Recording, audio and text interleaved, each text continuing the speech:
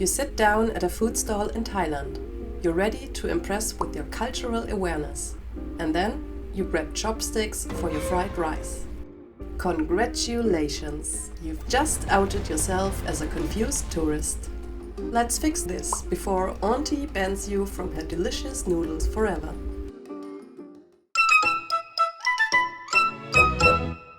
It's a common misconception, but in Thailand the MVPs of the table aren't chopsticks. They are the fork and spoon. The spoon is the star, it does the eating. The fork, just the sidekick, used to push food onto the spoon. So no stabbing food with your fork like it's an audition for a medieval banquet. That's not dining, that's jousting. And if you're looking for a knife, don't. Thai food is served ready to eat. The kitchen did the cutting, the spoon does the rest.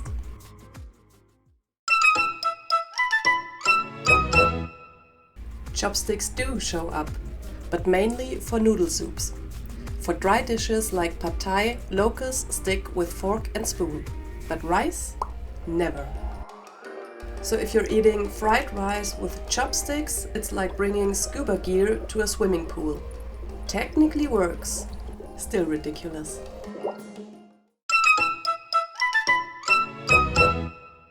Meals are shared family style.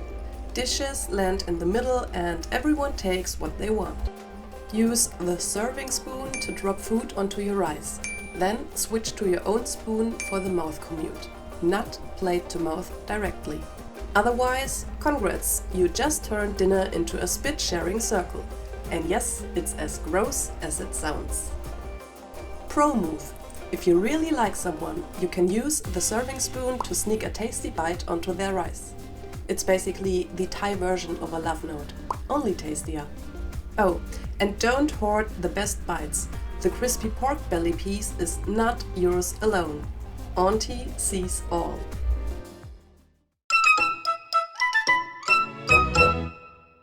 Don't leave chopsticks stuck upright in rice.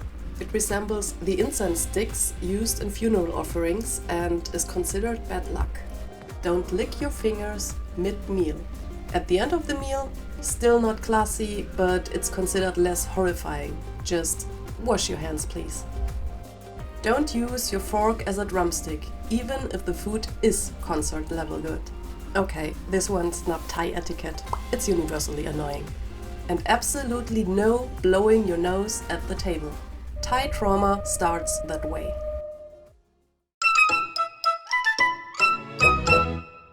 At food stalls, you usually pay after eating. Hand over your cash politely. Right hand or both hands. If the vendor whys you, why back? If not, a smile and thank you does the job.